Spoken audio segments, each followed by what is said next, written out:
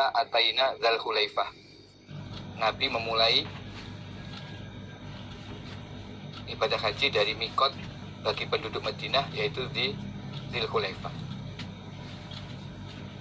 Apa yang Nabi kerjakan? Yaitu Nabi mengerjakan sholat sunnah ikhram. Halaman 35 baris 2 dari atas. Fasolla Rasulullah SAW fil masjid.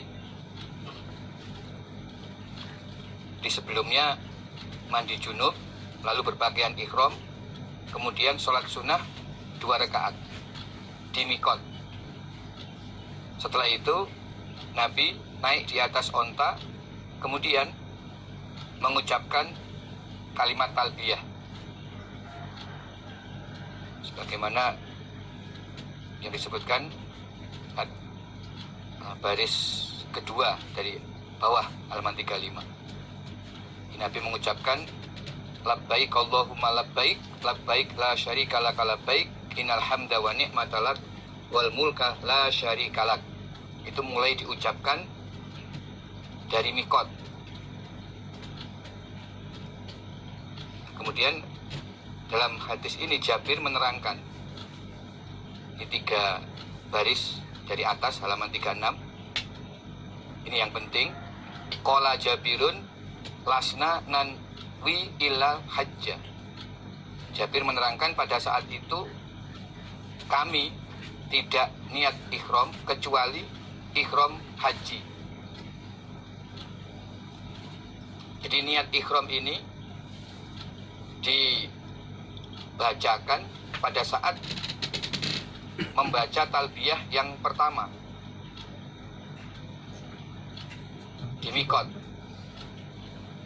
Nah, menurut Jabir saat itu para sahabat hanya niat ikhram haji, kemudian membaca talbiyah. Jadi kalau dipraktekkan ya, labbaik Allahumma hajjan, lalu diteruskan labbaik Allahumma labbaik, labbaik la syarika lakal baik, innal hamda wa ni'mata laka wal mulk la syarika lak.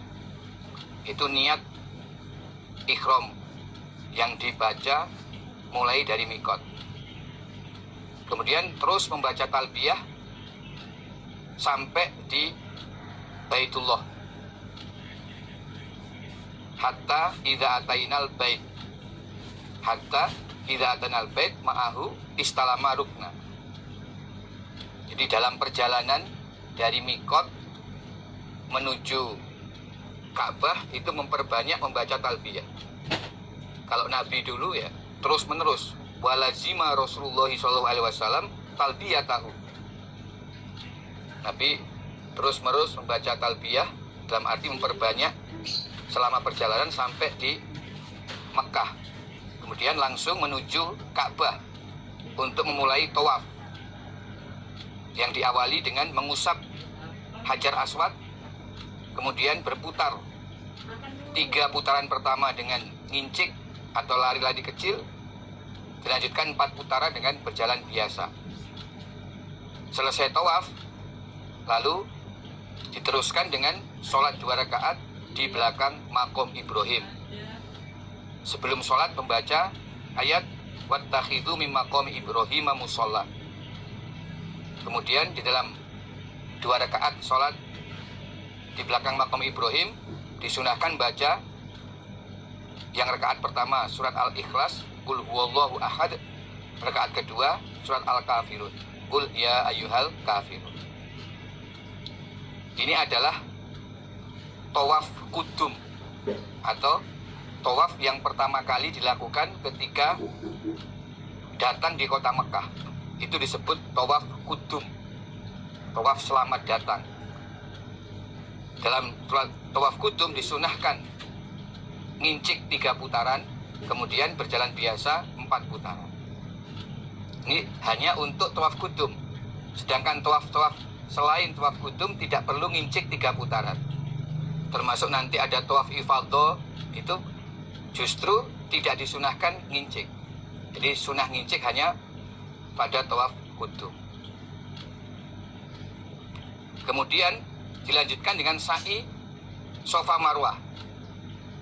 Dan di sini disebutkan setelah selesai sholat, sebelum menuju sofa, sempat mampir di Hajar Aswad dan mengusap Hajar Aswad. Perhatikan halaman 37, baris pertama.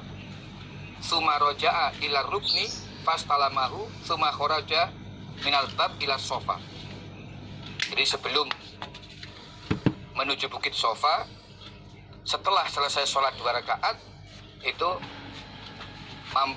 mengusap Hajar Aswad lebih dahulu, baru ke bukit sofa. Lalu mengerjakan sa'i di bukit sofa seperti yang sudah disebutkan caranya dan doanya. Nah, setelah selesai sa'i, halaman 38, baris ke-5 dari atas. Setelah selesai sa'i, Nabi bersabda, faman kana minkum laisa ma'ahu hadiyun falyahilla wal yaj'alha umrotan. Barang siapa yang tidak membawa hadiah, maka hendaklah nukar, dan dia supaya menjadikan ihram hajinya sebagai ihram umroh. Nah, di awal tadi Jabir menyebutkan bahwa ketika di Mikot, para sahabat belum mengenal niat dalam ibadah haji dengan niat umroh. Belum ada yang tahu. Semua pada saat itu niatnya haji. Begitu menurut Jabir.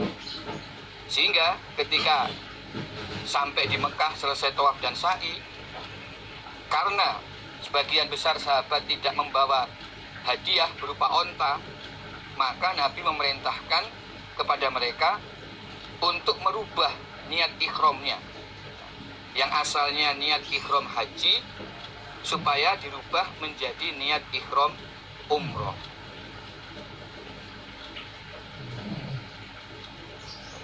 Sehingga ada 2 macam cara mengerjakan haji yang dijelaskan dalam hadis ini. Yang pertama, Nabi niat ikhram haji, kemudian Nabi membawa hadiah berupa onta. Setelah selesai sa'i, Nabi tetap dalam keadaan ikhramnya, karena ikhram Nabi itu selain untuk ibadah haji, juga digabung dengan umrohnya. Sehingga setelah selesai sa'i, Nabi tidak lukar, tetapi Nabi tetap terus berpakaian ihram, meneruskan ihram hajinya, yang kemudian sekaligus juga digabung dengan ihram untuk umrohnya.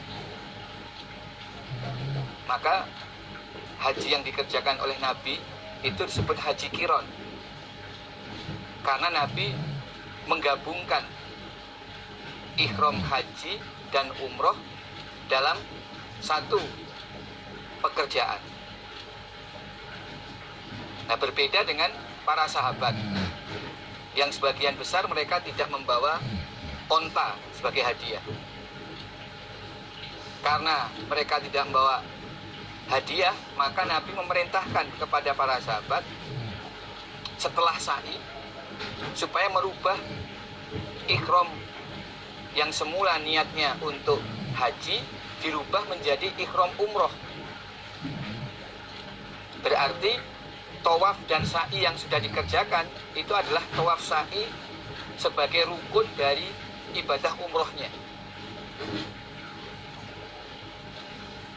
Berarti niat ihramnya itu untuk umroh, walaupun niatnya ini kemudian di belakang ada perubahan. Awalnya niat haji, tapi karena tidak membawa hadiah, itu bisa dirubah menjadi niat ihramnya untuk ihram umroh. Berarti tawaf dan sa'i yang dikerjakan itu adalah tawaf sa'i sebagai rukun umroh. Sehingga setelah sa'i lukar. Sebab rukun umroh itu 3. 1, niat ihram di mikot. Kemudian yang kedua tawaf. Yang ketiga sa'i. Itu rukun umroh. Dengan selesainya sa'i, maka sudah lukar. Lukar atau tahalul, melepas niat ihramnya. Berarti sudah dalam keadaan bebas, tidak lagi dalam keadaan ihram. Dan inilah asal usulnya, sehingga kemudian ada pelaksanaan haji tamattu, yaitu haji yang dikerjakan oleh para sahabat yang mereka tidak membawa hadiah. Maka cara mengerjakan rangkaian ibadah haji itu, mereka mendahulukan mengerjakan ihram umroh. Umroh yang dikerjakan di dalam bulan haji. Kemudian lukar.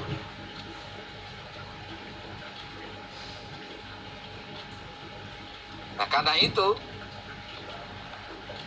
coba dilihat halaman 40. Halaman 40 baris ketiga dari atas. Falamma kana yaumut tarwiyah tawajjahu ila Mina fa ahallu bil haji. Ketika hari tarwiyah tanggal 8 Dzulhijjah, mereka berangkat ke Mina, kemudian mereka berikhram dengan niat haji. Yang dimaksud ini adalah para sahabat yang mereka saat itu dalam keadaan lukar, sudah selesai umroh, tetapi baru mulai ikhram haji ya pada tanggal 8 tersebut.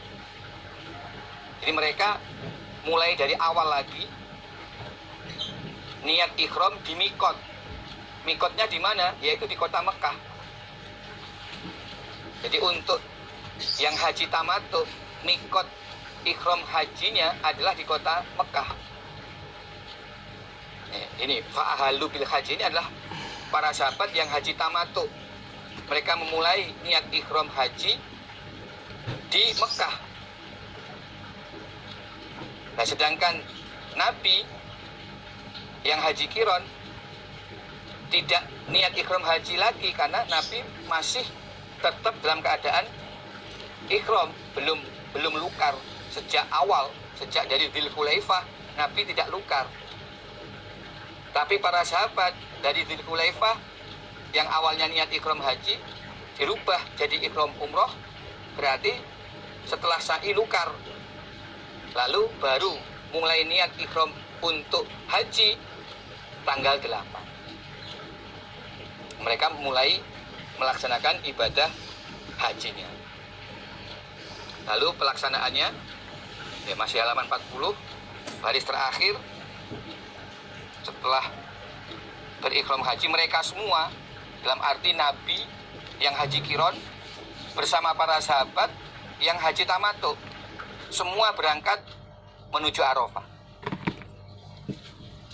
Nah, berarti kalau kita urut yang haji tamattu ini, setelah ikhram haji dari Mekah sebagai mikot, lalu langsung menuju Arafah bersama dengan Nabi. Nah, di Arafah melaksanakan wukuf yang dimulai setelah tergelincir matahari. Kemudian diawali dengan khutbah, halaman 41, 2 baris awal. Fa khotoban nas, khutbah. Lalu selesai khutbah, Nabi sholat zuhur. Dilihat halaman 42 baris terakhir. Selesai khutbah, fasola zuhro, suma aqoma fasola asro. Lalu sholat zuhur dan sholat asar dengan jamak qashar. Kemudian baru mendatangi tempat wukuf dan memulai wukuf.